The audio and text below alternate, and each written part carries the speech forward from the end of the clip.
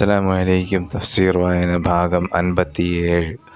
അടിത്തറ ഇളകിയാൽ കെട്ടിടത്തിന് ഇളക്കം ബാധിക്കുകയും അത് സ്ഥാനം തെറ്റിയാൽ കെട്ടിടം ആകെ തകരുകയും ചെയ്യുമല്ലോ. അതുപോലെ തൗഹീദാകുന്ന അസ്ഥിവാരം നിലതെറ്റിയതോടെ അറബികളുടെ ജീവിതക്രമം ആകമാനം അവതാളത്തിലായി.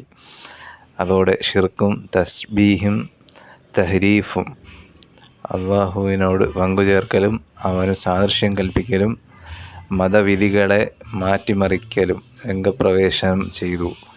അനേകതരം അന്ധവിശ്വാസങ്ങളും ദുരാചാരങ്ങളും ദുർനടപ്പുകളും മതതത്വങ്ങളായി മാറി. മരണാനന്തര ജീവിതത്തിലുള്ള വിശ്വാസം നശിച്ചതാണ് അവരെ ഏറ്റവും അധഃപതിപ്പിച്ചത്. മരിച്ചു മണ്ണായി കഴിഞ്ഞാൽ പിന്നെ മറ്റൊരു ജീവിതമോ രക്ഷാശിക്ഷകളോ ഇല്ലെന്നും അതോടെ എല്ലാം അവസാനിച്ചുവെന്നും അവർ ഉറപ്പിച്ചു വച്ചു.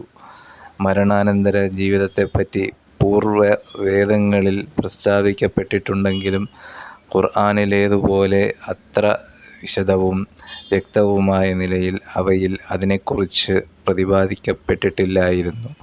മുശ്രിക്കുകളായ അറബികൾക്ക് പൂർവ്വവേദങ്ങളെ സംബന്ധിച്ചിടത്തോളം അടുത്ത പരിചയവും ഇല്ല. ഇബ്രാഹിം നബി അലൈഹിസ്സലാമയുടെയും ഇസ്മായിൽ നബി അലൈഹിസ്സലാമയുടെയും ശേഷം മറ്റൊരു പ്രവാചകനുമായി അവർക്ക് നേരിൽ ബന്ധം സ്ഥാപിക്കാൻ അവസരം ഉണ്ടായിട്ടില്ല. അങ്ങനെ ദേഹേച്ഛയും പാരമ്പര്യവും അനുകരണവും